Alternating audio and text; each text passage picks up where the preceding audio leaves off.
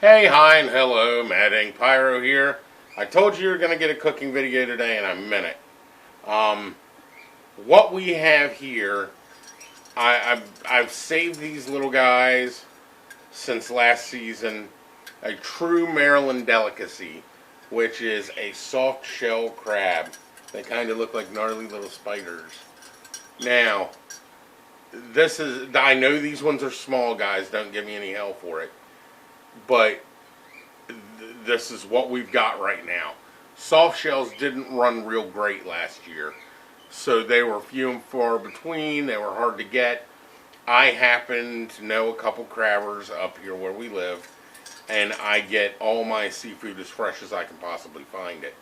Well, he made sure that I got a small stockpile of soft shell crabs because this is what I eat in the wintertime when I can't get my hard shell crab. Now, my hard shell crab, of course, is another delicacy that you'll see them, I'm sure. I mean, I get them a lot in the summer. So we've got 5 of the little guys in there. Believe it or not, that meet in with my macros. 5 of them, but they're so small. Normally, I get soft shells that are 6, 7, 8, 9 inches. A 9 inch is a rarity, but they do come in. These guys might be 4s. They're really tiny. But flavorful nonetheless. Really good. I've saved these guys, like I said, since last season. And now we're going to eat them today. So, with that being said, I guess we're going to go ahead and get started. I'm going to kick my heat up here a little bit. You want to cook these guys kind of delicately. The flavor of them is delicate, so you want to watch what flavors you use. Don't overpower your stuff. So here we got 2 tablespoons of sweet cream butter, unsalted. Then we have 1 tablespoon of avocado oil. Now, why add the avocado oil to the butter? Stops the butter from browning. We are cooking it for a fairly long time, so we're going to try to avoid this butter from browning. Again, brown butter is a great thing in certain dishes. In this one, it's not preferred, so we're going to try to stop it from browning as much as we can. And after it browns so much, it kind of lends a burnt flavor to stuff. Man, I got that flame low. We need to go up just a little bit. You just want to get it melted, get it heated up and mixed in there pretty good, just until it'll be melted and ready to fry. Now we're going to cook these. We're actually going to pan fry them, which a lot of people don't do. A lot of people want to deep fry them. They'll flour bread them with some Old Bay or some J.O. seasoning, which they're good like that too, don't get me wrong. I could sit here and eat probably 20 of them like that. But we're trying to stay with the keto thing. So we're going to go ahead and we're not going to bread these guys at all. I did take the top shells off of them and take the mustard out. A lot of people don't agree with that either. They think a crab should be whole and that's all there is to it. Which is fine. You can do it either way. I prefer, when I'm cooking them like this, to rip that top shell off and take the tamale out of it. I just think it lends a better flavor, a truer flavor to the crab. You don't get all that tamale in your mouth. Now, for a soft shell sandwich, when I was eating them, it was leave that crab whole, cut the face off of it, lettuce, tomato, some Miracle Whip, and that was it. I mean, that was the way to do it. But this is a little different. So here we have 1 clove of garlic, coarsely chopped. It's not real super fine, but it's not real super big. I'm going to throw that in there just to add some garlic flavor to that butter that I'm cooking them in. And notice it's not hitting the pan and going shh. I don't want that.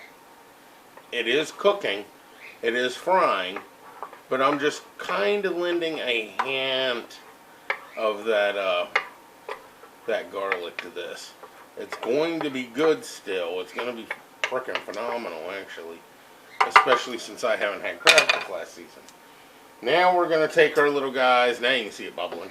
Now we're going to take our little guys and belly side down.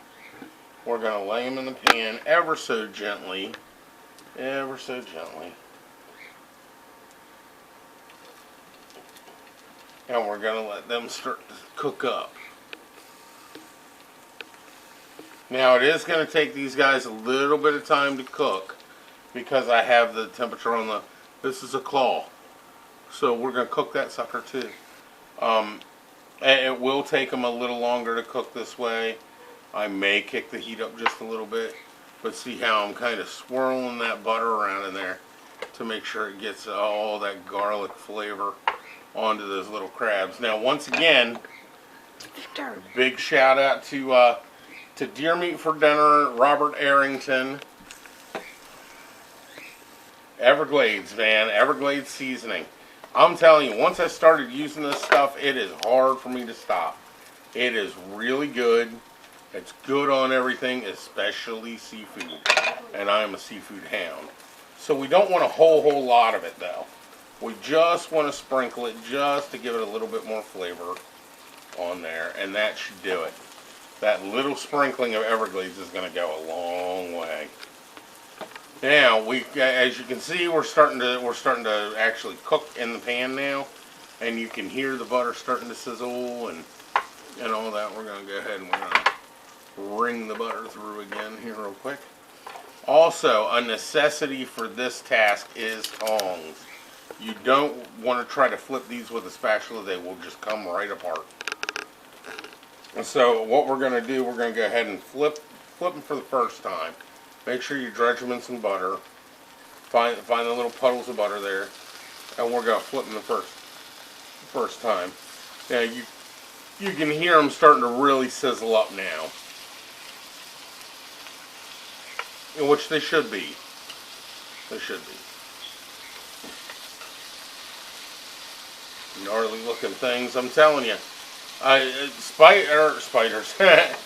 Crabs are probably one of the most alien things I've ever seen, food-wise. Now, when I was eating chicken, I thought chickens looked weird alive. You know, they got this two little skinny itty-bitty legs, great big old bodies, little itty-bitty heads. You know, and the way they walk is just hilarious. I think chickens are the funniest things in the world. But crabs take the cake, and there's all sorts of different crabs out there. You've got Maryland blue crab, which that's what these are. And then blue crab, blue swimmer crab. You have them all up and down the East Coast, but Maryland's famous for them. Then you have stone crab, and spider crab, and king crab, and snow crab, Dungeness crab, mud crab. There's all sorts of different crabs out there, but here in Maryland, this is the deal. This is the puppy. If you catch a spider crab, if you decide to come to the Chesapeake Bay or somewhere like Ocean City, Maryland, or something like that, don't eat spider crabs. It's not a good thing. I tried one once. A friend of mine convinced me, actually, I knew better, actually. A friend of mine convinced me, hey man, you should try to eat one of those. And of course, me being me, okay. And it was probably the saltiest, nastiest thing I've ever put in my mouth. So we're going to go ahead and we're going to flip these again. And you can see how nice and brown they're starting to get on top. We're going to go ahead and flip them over and finish. Now you see how it's starting to kind of turn red. These usually, soft shells usually will not turn completely red like a hard shell crab. And the reason they don't is it's just the molt stage stops the pigment from changing like that in the shell. Now if this was a steamed crab and we put it in here and cooked it, it would be turned almost instantly red. As long as they're cooked well through, you're good to go. It shouldn't be an issue.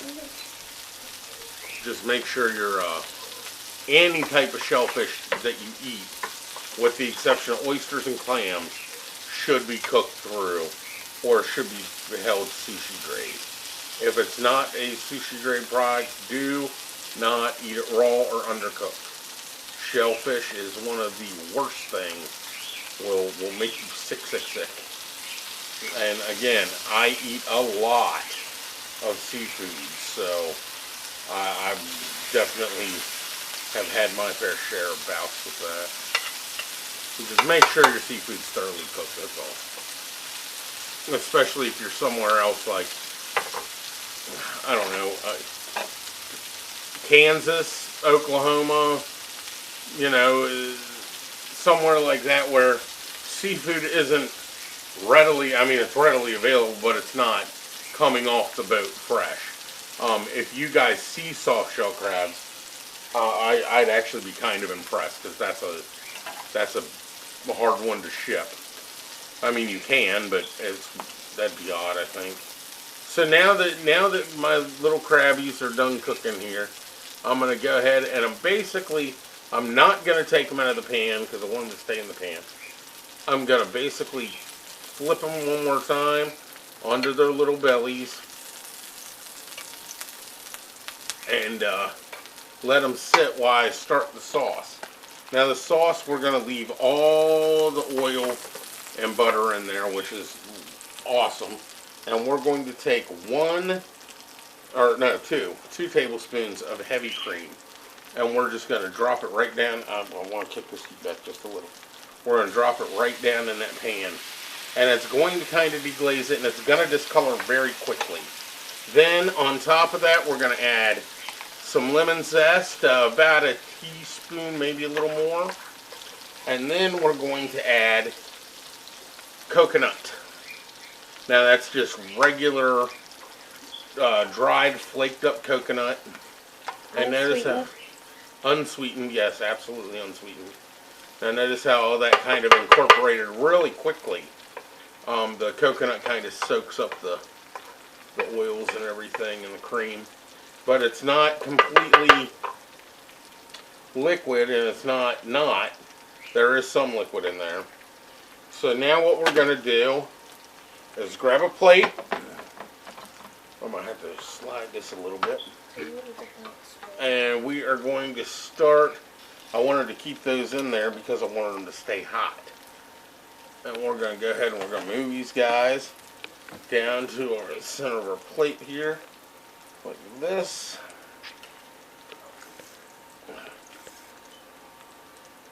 And again, I know they're small, my bad. It's okay, I get it.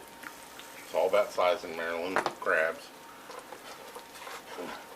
So now we're going to go ahead and we're going to stir all this together and gather up the rest of that oil to finish off the sauce here. And now we have a nice, man, that sauce, if you could smell this, I'm telling you, my stomach's already growling. So we're going to let that bubble for a second, just a second though, and then we're going to go ahead and take the sauce here,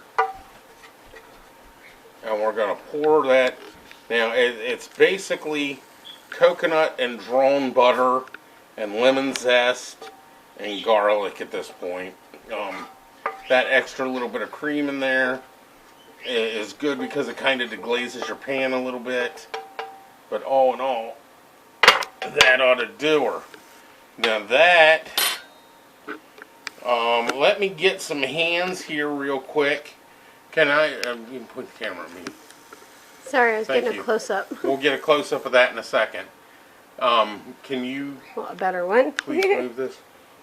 Amy is working as my camera woman today. I don't have a choice because Zane is on a band field trip, I believe. Yes. So that helps. Our budding percussionist. But what we're going to do is go ahead and take this coconut and kind of...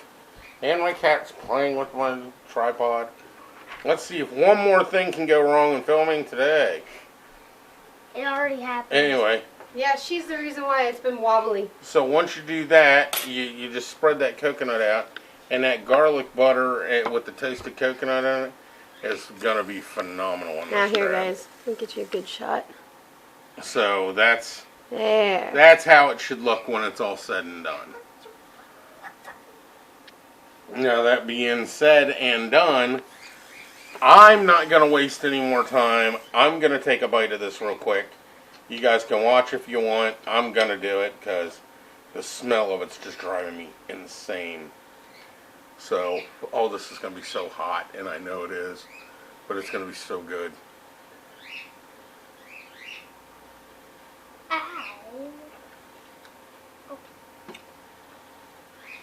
The garlic is very subtle. The crab comes through very well. The coconut are a little, right on the back end, it's a little sweet. And the lemon really attaches itself to the coconut. So, all in all, I call that a win. Yeah, pan-fried coconut topped crab. So there you guys go. There's your cook video for the day, and I will be putting out, again, we'll be putting out 2 videos today, a cook video and a vlog. But there you go, there's your cook video, and get healthy, get happy, and I'll see you later.